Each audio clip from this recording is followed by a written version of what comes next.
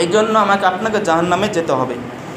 এই জন্য আমরা সাবধান হই যেন কারো অনুপস্থিতিতে কোনো কথা না বলি যে সে পছন্দ করবে না। 2 নম্বর হলো ওয়াজিব গীবত।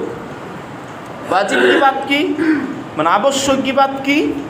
2 নম্বর বিধান, মুসলিম সমাজকে বা ব্যক্তিকে সতর্ক এবং সাবধান করার জন্য দোষ ত্রুটি বর্ণনা করা এক্ষেত্র বিশেষ ওয়াজিব। যেমন ইলমুল জারা বা তাদিলের ক্ষেত্রে যদি মুহাদ্দিসগণ হাদিস বর্ণনার ক্ষেত্রে কোনো রাবি যদি দোষ ত্রুটি করে থাকে, তাহলে সেই রাবি দোষ ত্রুটি বর্ণনা করা ওয়াজিব, এতে কোনো গুনাহ হবে না। কারণ একটা জাল হাদিস বর্ণনা করলে যেই ব্যক্তিটি জাল হাদিস বর্ণনা করলো, ওই ব্যক্তিটির ওই হাদিস অনুযায়ী যে আমল করলো, এই যে মিথ্যা আমল করলো, যার ফলে সে কী করলো, বিভ্রান্তির পথে, ভুল পথে তাকে ঠেলে দিল। এই জন্য ওই রাবিকে সাবধান করার জন্য, রাবিকে সংশোধন করার জন্য তার বিরুদ্ধে তার দোষ ত্রুটি অন্বেষণ করা ওয়াজিব। অবশ্যই তার দোষ ত্রুটি বর্ণনা করতে হবে। তাই এক্ষেত্রে দোষ ত্রুটি বর্ণনা করা অবশ্য ওয়াজিব, মানে অবশ্যই বর্ণনা করা যাবে। অনুরূপভাবে বিবাহ শাদীর ক্ষেত্রে এটাও বর্ণনা, দোষ ত্রুটি বর্ণনা করা জিজ্ঞেস করা ওয়াজিব। যে আপনি একটা জায়গাতে ছেলে দেখতে গেছেন অথবা মেয়ে দেখতে গেছেন, আপনাকে আগে জিজ্ঞেস করতে হবে যে ছেলেটার চরিত্র কীরকম, মেয়েটার চরিত্র কীরকম, সে ভালো না মন্দ, ছেলেটা জুয়া খেলে, মদ খায়, নেশা খায় না কি খায়, এটা তো আপনাকে আগে জানতে হবে। একটা মেয়ের সাথে আপনি বিয়ে দিচ্ছেন, এটা সাংসারিক একটা জীবনে সে পদার্পণ করবে। এই জন্য এগুলো ভালো মন্দ দিক অবশ্য আপনাকে গ্রহণ করতে হবে, এগুলো জিজ্ঞেস করতে হবে। যাকে জিজ্ঞেস করবেন ওই যদি তার দোষ ত্রুটি জানার পরও যদি গোপন রাখে, তাহলে সে আল্লাহর দরবারে সে অপরাধী হবে। এই জন্য তাকে বলে দিতে হবে যে হ্যাঁ, ছেলেটার এই দোষ আছে। সে যদি নেশা খায়, নেশা খাওয়ার কথা বলে দিতে হবে। সে মদ খেলে মদ খাওয়ার কথা, জুয়া খেলে জুয়া খেলার কথা বলে দিতে হবে। নামাজ না পড়লে সেটাও বলে দিতে হবে। এক্ষেত্রে তার গীবত করা, তার সমালোচনা করা, তার পরনিন্দা করা হলো ওয়াজিব। অবশ্যই এক্ষেত্রে বলতে হবে। এবং জিজ্ঞেসকারী যদি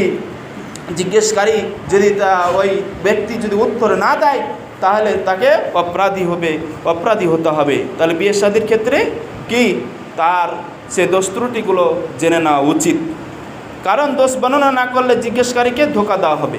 কোনো ব্যক্তি যদি খেয়ানতকারী অসৎ লোকের সাথে ব্যবসা করতে চায়, আর একটা ওয়াজিব গীবত হলো কি, যে আপনি একজনের সাথে শেয়ার হোল্ডিং করতে যাচ্ছেন, ব্যবসা করতে যাচ্ছেন, আপনাকে আগে জানতে হবে তার নিকটবর্তী পাড়াপড়শির মাধ্যমে বা যার মাধ্যমে, কোনো ভালো লোকের মাধ্যমে, যে দেখো ওই লোকটার সাথে আমি ব্যবসা করতে চাই, শেয়ার করতে চাই, শেয়ারে ব্যবসা বিজনেস করতে চাই, তো ওই লোকটা ভালো না মন্দ, তার চরিত্রটা কেমন, এটা জানা জরুরি।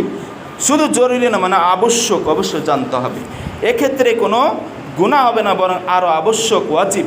এভাবে আরও কিছু ক্ষেত্র আছে যেখানে দোষ বর্ণনা করা হারাম নাই, বরং তার দোষ বর্ণনা করা অপরিহার্য বা ওয়াজিব হয়ে যায়। 3 নম্বর বিধান বলে আমি শেষ করি। 3 নম্বর বিধানটা হচ্ছে মুবাহ জায়েজ গীবত। যেটা করলো কোনো সমস্যা নাই, না করলো কোনো সমস্যা নাই। সেটা কি ধরনের, একটু উদাহরণ দিয়ে বোঝায়। যদি নিন্দা করার পিছনে যুক্তিসঙ্গত শরীয়তসম্মত কোনো কারণ থাকে, যে এর মধ্যে যুক্তিসঙ্গত কারণ আছে, শরীয়তসম্মত কারণ আছে, তবে সেই গীবত করা মুবাহ জায়েজ। যেমন জুলুমের বিচার প্রাপ্তির জন্য শাসকের কাছে নালিশ করা, যে আমাকে ওই লোকটাও বিচার করেছে, অন্যায় করেছে, জুলুম করেছে, আপনি আমার বিচার করে দেন। এই দোষ ত্রুটি বিচারকের কাছে আপনি বলতে পারেন। সাপোজ চেয়ারম্যানের কাছে, ওসির কাছে, মেম্বারের কাছে, জজের কাছে বা কোনো শাসকের কাছে আপনি বলতে পারবেন। কোনো ব্যক্তি যদি মজলুম হয়ে বিচারকের কাছে গিয়ে বলে, অমুক ব্যক্তি আমার টাকা আত্মসাৎ করেছে, ওই লোকটা আমার টাকা আত্মসাৎ করেছে, অমুক লোক আমার সম্পদ চুরি করেছে, আপনি বিচার করেন, আমি দেখেছি তাকে, তাহলে এক্ষেত্রে কি এটা করা যাবে। আবার অনুরূপভাবে কোনো আলেমের কাছে যদি ফতোয়া নিতে যান, কোনো মুফতির কাছে ফতোয়া নিতে যান, কোনো অন্যায়কারী সম্পর্কে, যে ওই লোকটা এরকম অন্যায় করছে, তো এই ব্যাপারে আপনার ফতোয়া কি, কোরআন হাদিস থেকে একটু বুঝিয়ে দেন, তাহলে সেক্ষেত্রেও তার সমালোচনা বা দোষ ত্রুটি করা কোনো পাপ হবে না। এই 3টা বিধানের বাইরে গীবত সবসময় হারাম, এবং ভয়ঙ্কর অপরাধ। আল্লাহ তাআলা আমাদের সবাইকে এ সম্পর্কে গীবত থেকে আমাদের বেঁচে থাকার তৌফিক দান করুন। আল্লাহ তাআলা আমাদের ইবাদতগুলোকে কবুল করে নিন। যারা দান করেছেন দানকে কবুল করুন, দানের পরিবর্তে জান্নাতে তাদের ঘরের ব্যবস্থা করে দিন। আয় রব্বুল আলামিন, এই মসজিদ যারা নির্মাণ করে, যারা মসজিদে নির্মাণে শরিক হয়, আল্লাহ রাসূল বলেছেন মান বানা লিল্লাহি মাসজিদান বানাল্লাহু বাইতান ফিল জান্নাহ, যে ব্যক্তি মসজিদ নির্মাণ করলো আল্লাহ তাআলা তার ঘরে জান্নাতে তার জন্য একটি ঘর বরাদ্দ করলো। এজন্য মসজিদে একটা ইটও দান করে হলেও আপনি জান্নাতে শরিক হবেন। তো যারা মসজিদে দান করছেন, মাদ্রাসায় দান করছেন, এতিম মিসকিনকে দান করছেন, আল্লাহ তাআলা সকলের দানকে কবুল করুন এবং অসহায় পরিবারকে যারা দান করছে সকলের দানকে কবুল করুন।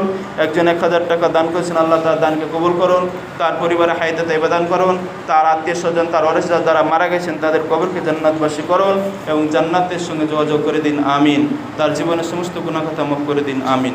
এবং সেই সাথে আমাদের জীবনের গুনাহ খাতা আল্লাহ তাআলা যেন মাফ করুন। সমস্ত ফিলিস্তিনের মুসলমানদেরকে আল্লাহ হেফাজত করুন। ইসরায়েলকে আল্লাহ গজব দ্বারা ধ্বংস করুন। আলহামদুলিল্লাহ, ইসরায়েলে দাবানল যে শুরু হয়েছে, এখন যত ফায়ার সার্ভিস বলেন আর যাই বলেন কোনো কিছু দ্বারা কাজ হচ্ছে না।